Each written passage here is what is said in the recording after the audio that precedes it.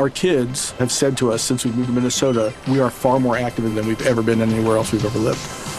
Moving to Minnesota opened up a lot of doors for us. Just this overall sense of community, of values that, Minnesotans have. It's a real accepting, loving community, especially with 2 young kids. See why CNBC ranks Minnesota number 4 best state to live and work. A great place to work, an even better place to live.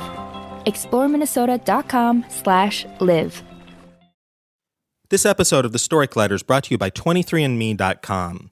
As you might remember from science class, there are 23 pairs of chromosomes that make up your DNA. Well, that's where 23andMe.com, a genetic testing service, gets its name. 23andMe allows you to have access to information about your DNA. You can find out how your genes may influence your health, your ancestry, and even physical traits with over 65 online genetic reports personalized to you. So, how does 23andMe work? You simply purchase a kit on their website, 23andMe.com. When the test arrives at your home, you provide a saliva sample by spitting into a tube, the best part, and then you send it back. Once your DNA has been analyzed, you'll get to learn more about what makes you, you. We are all genetically 99.5% the same. Wouldn't you like to know more about what's in that last 0.5% that makes you unique? With 23andMe, you can. To order your kit today, visit 23andme.com/collider. That's the number 23andme.com/collider.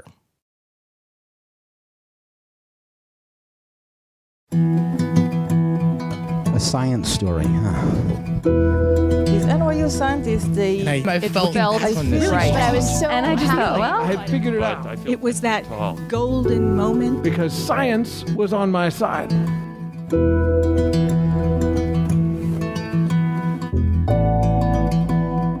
Hi everyone, I'm Ben Lilly, and welcome to The Story Collider, where we bring you true, personal stories about science. This week we're bringing you 2 stories about observational errors. A journalist gets stranded in the Antarctic ice, and a neuroscientist tries to analyze her romantic problems with science. Our first story is from Alec Jha. It was recorded in November 2016 at Hackney House in London, England.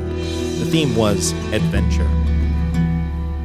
I don't think I realized how much danger I was in until a moment of stillness that happened. And that moment of stillness happened when I was 50 meters away from a helicopter that had just landed and was blowing sort of air downwards to an extent where it's very hard to stand up. I was 50 meters away from the helicopter. We were both on a very thin sheet of ice, and this ice was floating about 2 kilometers from the coast of East Antarctica. Now, this helicopter was, according to the captain of the ship I'd just walked off, he said, and we've been trapped on this ice for a couple of weeks, by the way, just to give you some context.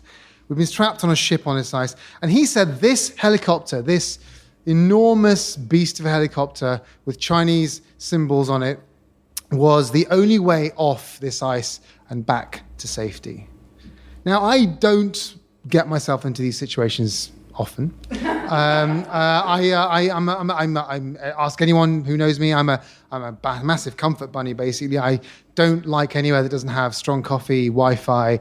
I don't really like leaving Zone 1, if I can be honest. And if I do, then it's usually with a lot of people, support staff, and a rescue beacon. So this was an odd situation for me to be in. But the reason I was there was because about 4 weeks earlier, we left New Zealand on a ship to go to Antarctica to follow in the footsteps of a great Antarctic explorer, Douglas Mawson. You may not have heard of him. He is up there with Scott and Amundsen and Shackleton as one of the people who really opened up Antarctica in 1913, 1912. And he was a scientist more than the others. And the others were explorers, great explorers, interested in science. Mawson was a scientist who happened to be interested in exploring.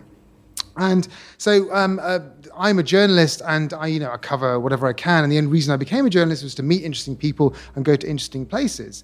And as a reporter, you meet interesting people, as I said. And one of those interesting people I met was a scientist who went to Antarctica quite often. And I'd interviewed him for something years and years before. And I said, as a joke at the end, listen, if you go back to Antarctica, do you mind taking me along? And he said, yeah, fantastic, hilarious. You can't leave Zone 1. We had this same joke. Off we go. We had that joke, and he left.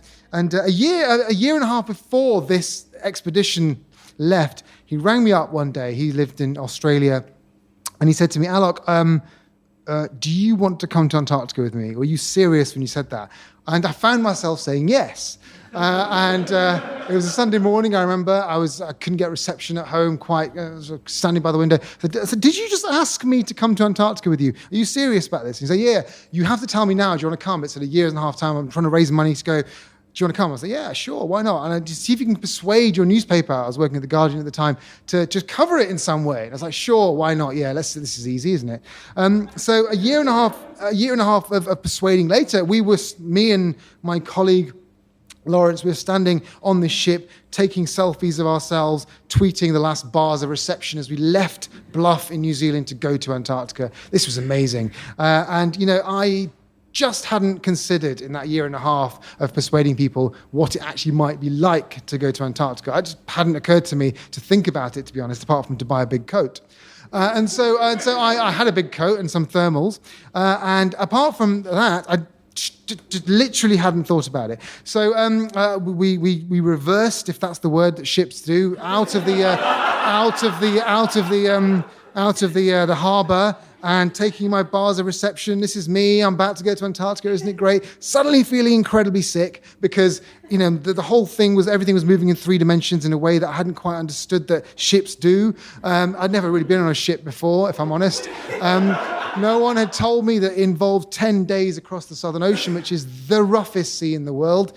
Obviously I got seasick immediately. I had to spend the first couple of days sort of lying in my bunk, sort of screaming, thinking I need to get off this ship immediately. I had a month to go before I was allowed anywhere off the ship at all. Anyway, the point is that I got over the seasickness, go me, and got used to the sort of the weird gravity of the ship. And, as I'm a former physicist, so I was really intrigued by the gravity because you'd go downstairs and suddenly the ship would fall underneath you and you float in the air for a bit, then suddenly hit the ground. You learn very quickly not to walk around with hot drinks.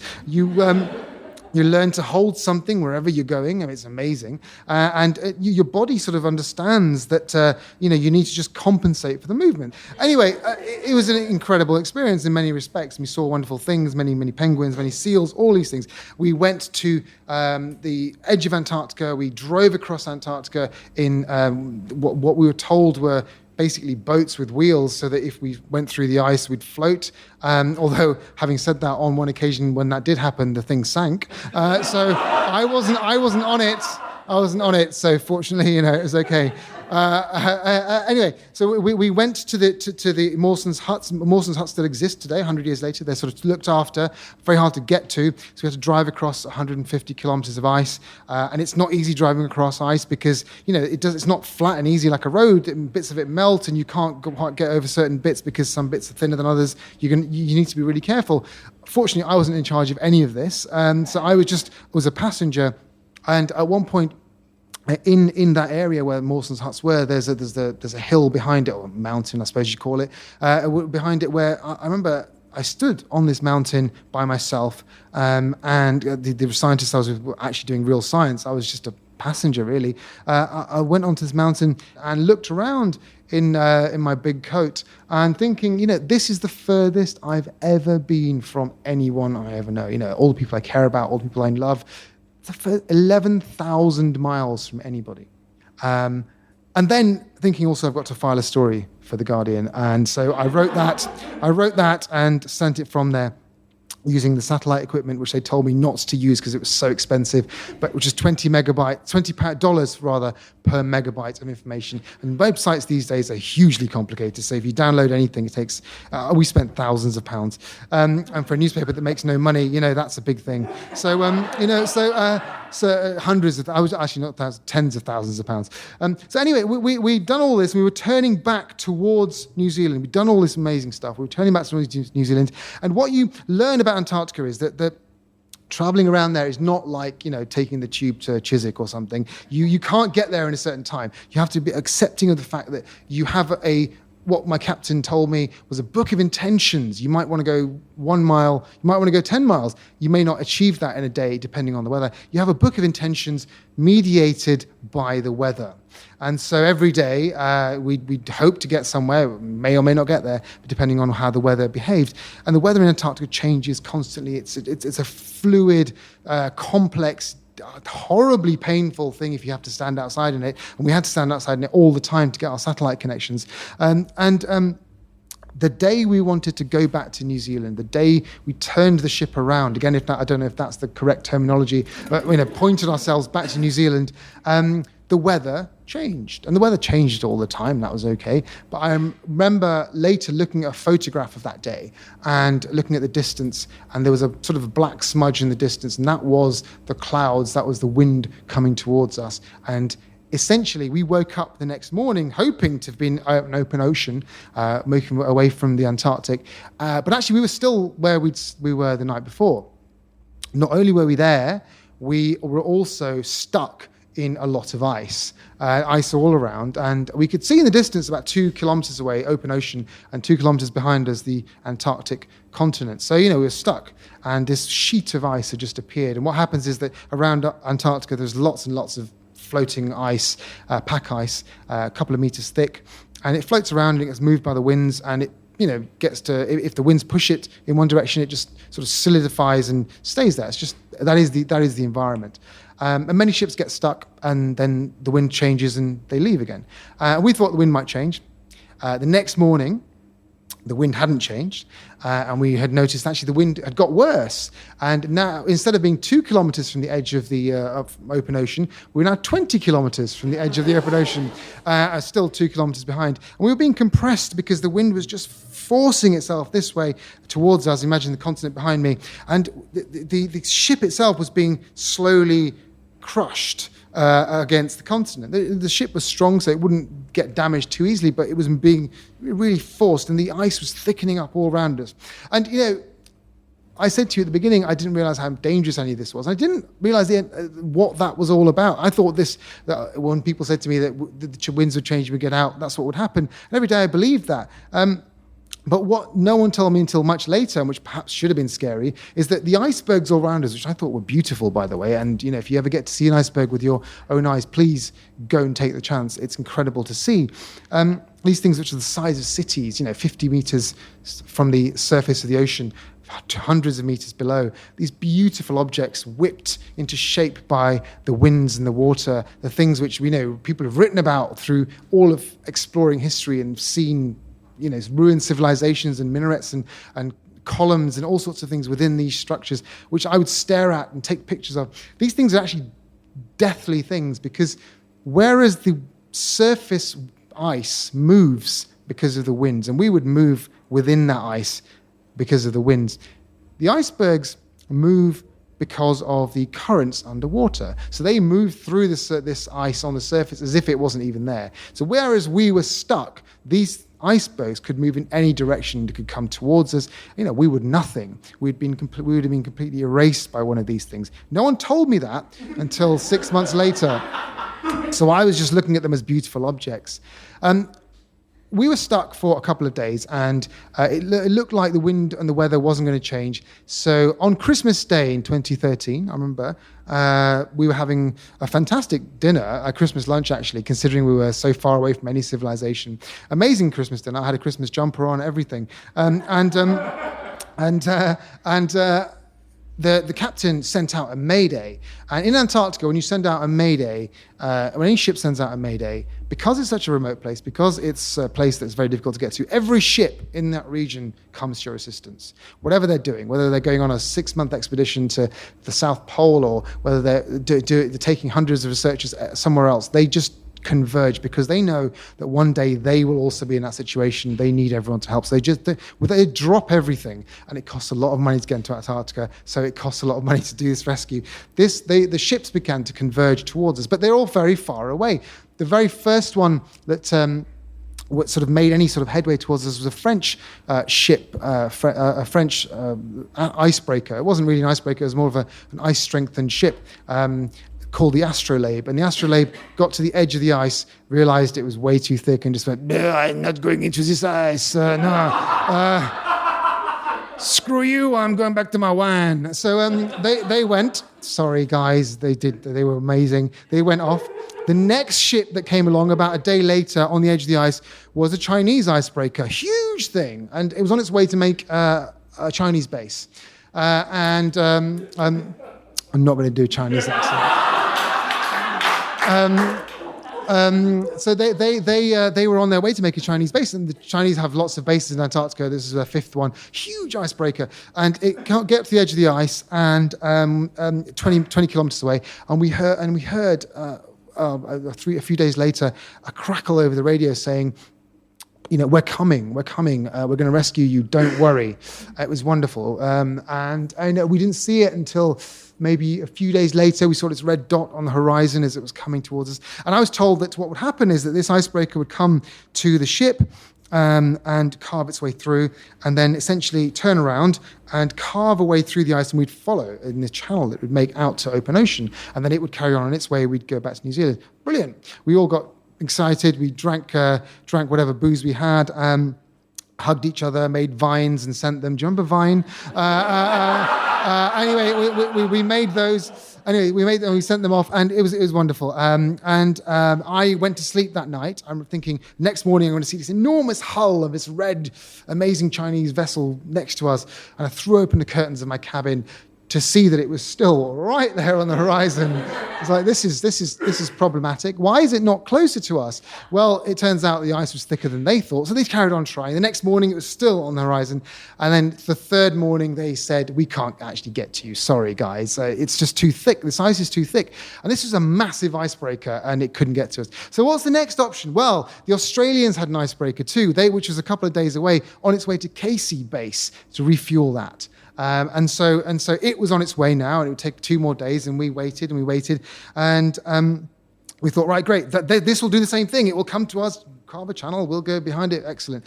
And I remember writing all this stuff out, sending it off, and this is what's happening, and thinking to myself, no one's interested in this, are they? Turns out I was completely wrong. The whole world, because it was that moment between Christmas and New Year where there's no news, was fascinated by this story.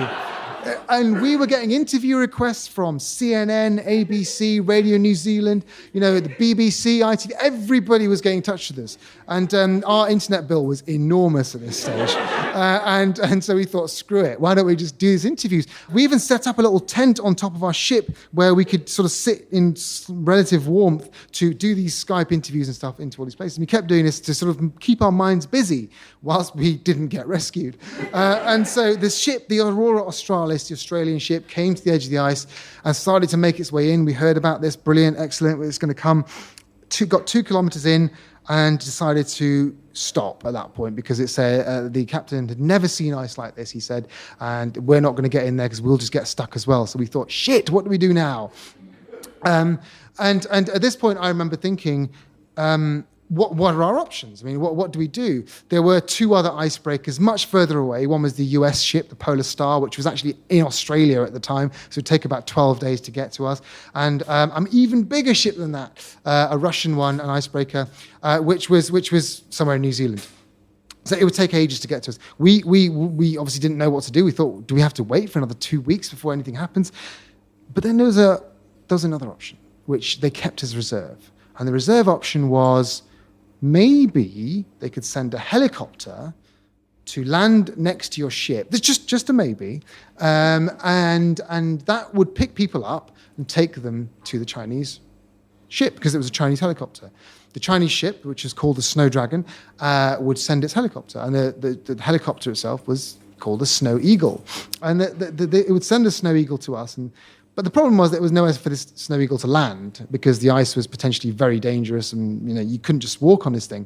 So it took us a few days to work out that perhaps there was a portion of the ice which was sort of strong enough for the helicopter to sort of hover over, essentially, sort of not switch its rotors off to give the full weight. And if we were to build a helipad there, then it could come to us. The question is, how do you build a helipad I mean, you need concrete and stuff like that. So what they said, no, you don't do that. What you need to do is get the crew of the ship to essentially just stamp out a helipad, like literally just walk around and just compress the snow on top of the ice and just be careful not to fall through while you're doing it. And so that's what happened on New Year's Eve 2013. That's what we did. We had groups of us walking out onto this ice to stamp out a helipad, and because we had no markings of no paint or anything, we put an H for a helipad in a circle using chocolate powder.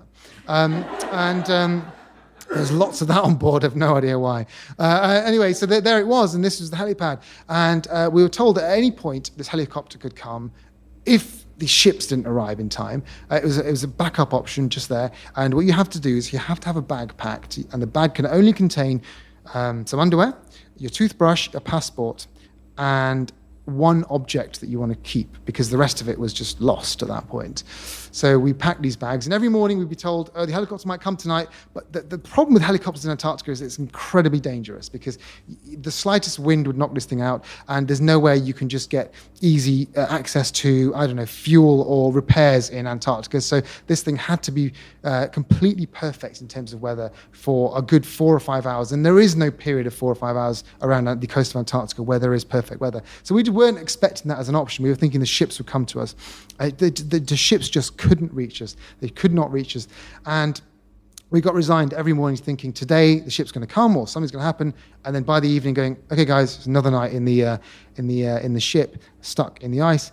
All the while thinking icebergs all around. Obviously, I didn't know that, but everyone else who was much more intelligent than me would understand that. And we got to just doing things to distract ourselves on the ship. One of the things that happened was that on the 1st of January, we again were interviewed by Anderson Cooper, because that's what we did. And I remember that we were interviewed sort of 4 o'clock in the afternoon our time, and it was before midnight in New York. And he interviewed us with Kathy Griffin to be projected onto the screen into Times Square. And so we were there on Times Square talking about our experience. And actually, we were warmer than they were in New York City at the time, which was funny. But I remember that day. It was another day of disappointment. We weren't getting out, and people started to get worried at this point, because we thought, how much food do we have left? How easy is it to get food into this place? Because no one could reach us. It wasn't easy to just like send anything our way. The helicopter couldn't reach. Nothing could. I started to think, have we got food left? I remember being slightly worried when the food went from 3-course dinners to 2-course dinners. And one day they actually even said, can you come into the kitchen to help us make these the crew was Russian. The Russians have this really amazing recipe of dumplings called palmini. Come and help us make those. And I thought at this point, hang on a minute, if we're making the food now, then that must be slightly worrying. We had the palmini that day. It was the New Year. It was 2nd of January 2014. We had the palmini. It was 5 o'clock. And an hour later, there was a message over the tannoy system of the ship that just said, right, guys, this is it. We're going. And that was it. That was all the notice we had. And it meant, and we'd been drilled, by the way. We had our bag. We were told that you're going to be in a group of 12, and there were going to be 6 groups of 12. Each of you would stand on the ice, wait for the helicopter to land, and then you would march onto this helicopter, get on. It would take you to the ship, and then you'd get off that end. So I remember standing next to the ship. I was in the second group that went out. And as the helicopter landed, it blew up every single loose bit of snow. So you couldn't see anything in front of you. All you had was the idea that you would hold someone in front of you and someone behind you would hold. And so there was a group of 12 of us, like a caterpillar. And because you couldn't see anything at all, you had to look down and just step into the footprints of the person in front of you, because this ice was not something you wanted to walk on. It was potentially at any point something you fall through, and there was 500 meters of ocean underneath, which was very, very, very cold, 4 or 5 degrees, near freezing in the Southern Ocean. So we walked, and I remember walking completely blind, couldn't hear anything because the rotors were so loud. The air was incredibly difficult to stand up in, because the rotors couldn't stop, because you couldn't actually land on this thing. We went up to the helicopter. I remember thinking this helicopter, which had the step up here, which is a bit difficult to get onto, jumped on, and there were people with us who were slightly older than me, so in their 60s, who couldn't quite get up, so we had to drag some of those guys up, got into the helicopter, squashed right in. The outside was blinding white, the inside was completely pitch black, of course, so it took a few minutes to get used to it, and get used to the sort of difference. And once we had got used to the difference, the door had been shut, and we were up. The helicopter was incredibly smooth. We were up in the air, and I remember looking at that point, the adrenaline was still flowing. I thought, I want to see what it's like outside. So I turned to my left, and the pilot was there. I didn't want to disturb him, obviously, but I looked over his shoulder, and I could see this field of ice that we'd been in for the last 12 days. And I saw our ship. It was absolutely minuscule, and there was ice in every direction. I couldn't see the edge of it at all. This was our environment. This is the thing that kept us there, would not have let us go like a vice.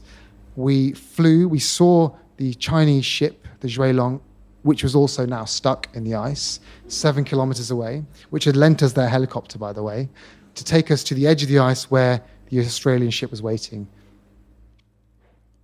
We got down at the edge of the ice 20 minutes later, again, did the reverse, the blinding white light outside as the door opened, a completely freezing cold temperature of the ice sort of hits you in the face, people sort of guiding us towards the ship, got to the Aurora Australis, this enormous orange icebreaker, and climbed up the hull to get inside. And I remember walking inside, being guided in, because we're now technically in different territory. We were now in Australia, in a different time zone also, by the way. Walking in and being guided through the corridors up and down and in ships, the corridors are small, the doors are small, you have a huge amount of clothing on you to keep you warm, and it's quite difficult to get through everything. But just being rumbled through all of this stuff and emerging into the ship's mess, where the ship's crew were clapping, and they were clapping, and they was clapping and smiling at us, despite the fact that they'd been completely shafted for their entire Antarctic expedition that year, because they had to rescue us. And they were smiling, and one of them sort of grabbed me and pulled me into a hug. I didn't know who this guy was. I thought, personal space, dude. And he grabbed me and he said, "Look, you're home. You're home. You're home," he said to me. And I was like, okay. And he just looked at me and he said, "It's okay. You're safe now." And only then did I really understand just how dangerous all of what I'd done was. Thanks.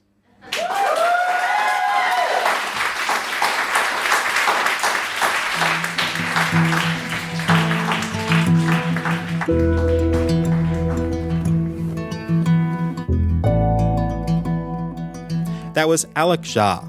Alec is a journalist, author, and broadcaster focusing on stories about science. He is the science correspondent at ITV News. Before that, he spent a decade at The Guardian and made programs for the BBC. Stay tuned for the next story after this message from our sponsor.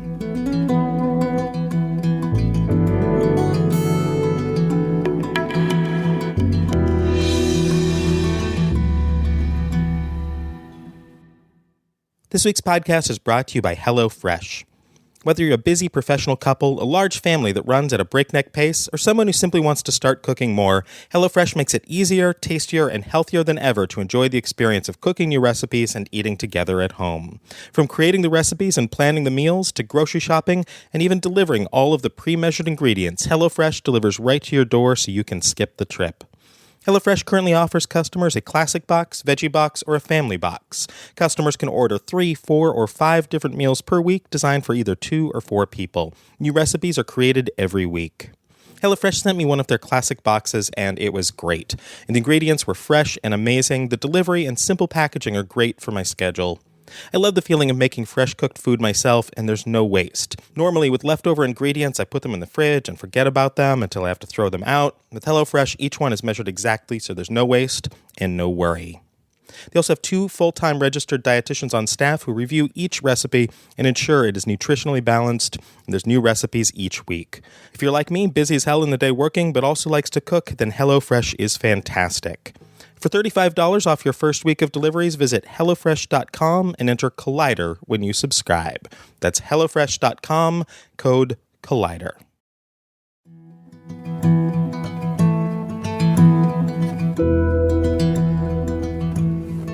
Welcome back. Our second story today is from Rita Tavares. It was recorded in August 2016 at the Wild Project in New York City. The theme was The Unknown. So I started writing poems when I was 8 years old. I didn't understand by then, but this was a need I had, and I still have. At 14, I also started playing the guitar. That was another need. But when it became time to go to college, I learned that being a troubadour was not offered as a career in Portugal, where I grew up. So I picked sciences, but to my parents' dismay, I was not interested in becoming a doctor or an engineer. I picked research and being a scientist, which is far from practical. But I decided if this whole writing poems and playing the guitar thing that had to do with feelings wasn't quite working to explain the world, then I would use science and biology, my work. So I did that for the following 15 years.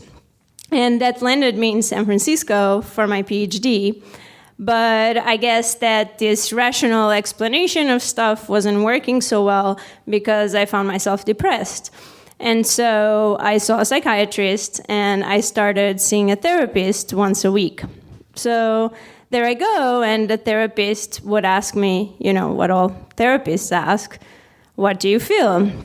And I would reply, well, I think that, very rationally. And she would insist, no, what do you feel? And I would say, I think. And back then, one thing I thought a lot were my ex-boyfriend's psychological troubles.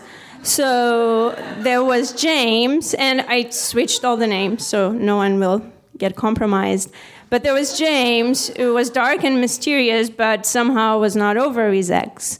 And then there was Jimmy, which was much more promising in the beginning, but then turned out to be afraid of commitment. And my therapist would ask me, but what does that make you feel? And I would say, well, I think that Jimmy clearly needs a therapist. So I started getting more and more interested in this whole psychology business then. And I actually started diagnosing all these exes. So there was Tommy, another crushing breakup. And I told my therapist, Tommy definitely has schizoid personality disorder.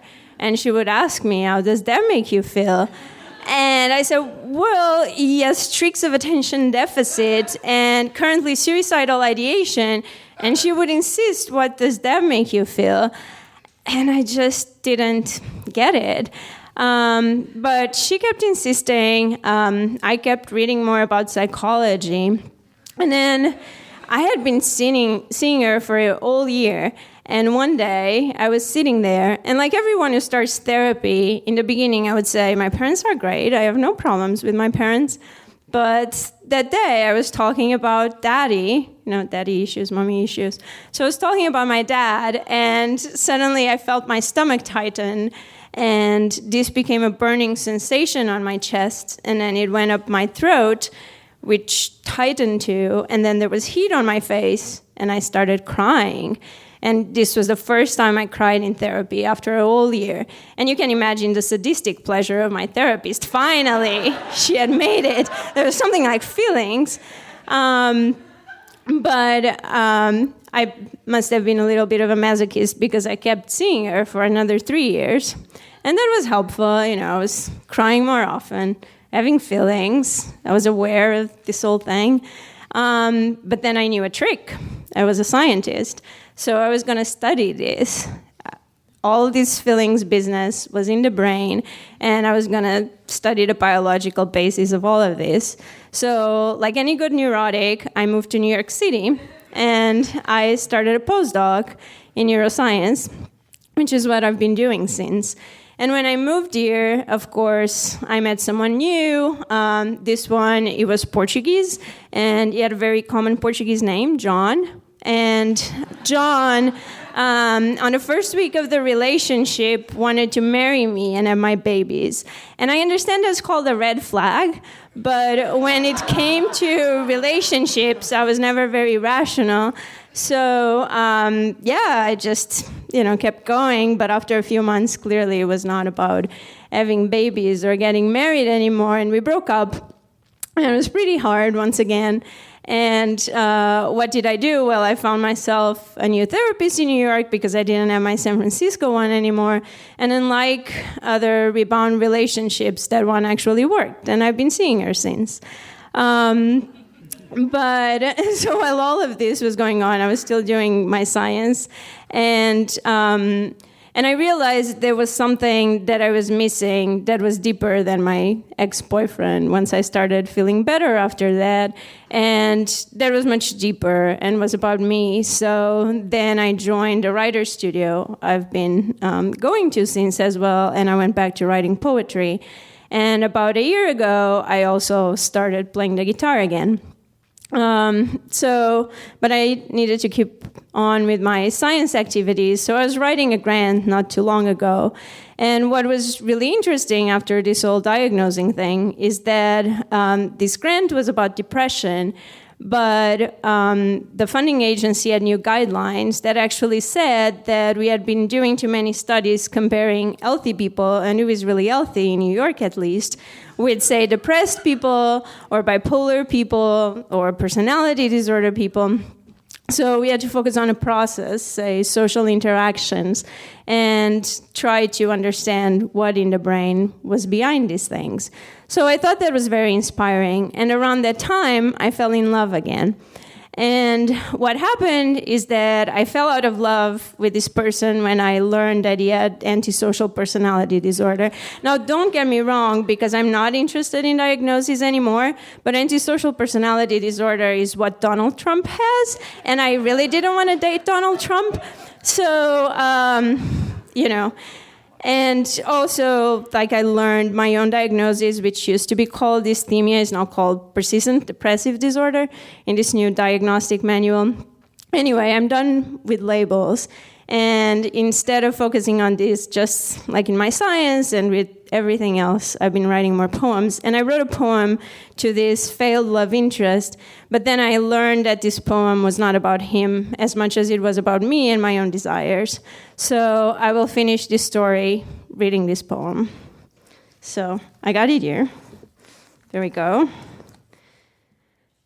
I want to have children. I will quit drinking for them. I want to have a child, all three of his.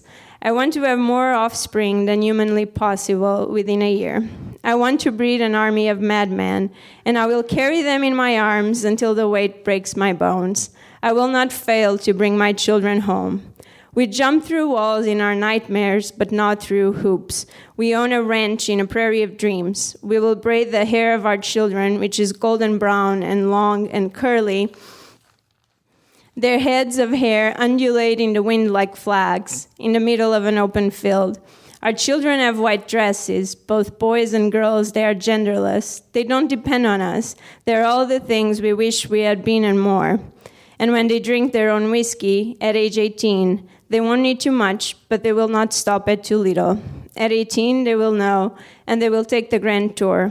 Everyone will see they are royal children, something that could have never happened by accident, like us, the royal children of the Madman House. I am feeding poems to our children, words about money and songs about freedom. I am saving the money to feed them, and I am taking the vitamins and the magic powders that will get me pregnant once a year and to make an endless supply of milk to feed the tiny pink mouths of our babies. Thank you.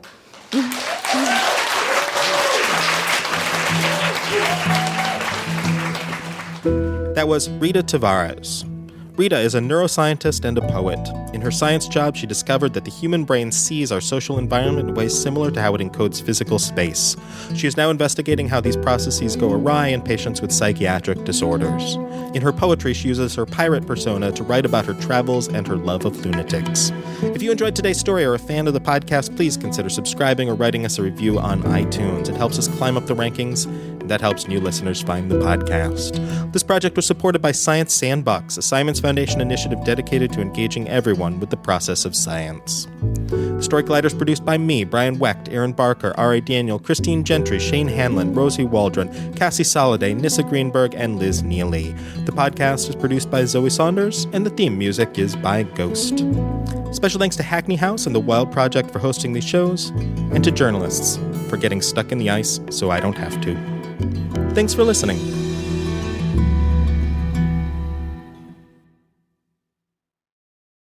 This episode of The Story Collider is brought to you by 23andMe.com. Find out what your DNA says about you based on the science behind your 23 pairs of chromosomes. Order your kit today at 23andMe.com/collider. That's the number 23andme.com/collider. Our kids have said to us since we moved to Minnesota, we are far more active than we've ever been anywhere else we've ever lived.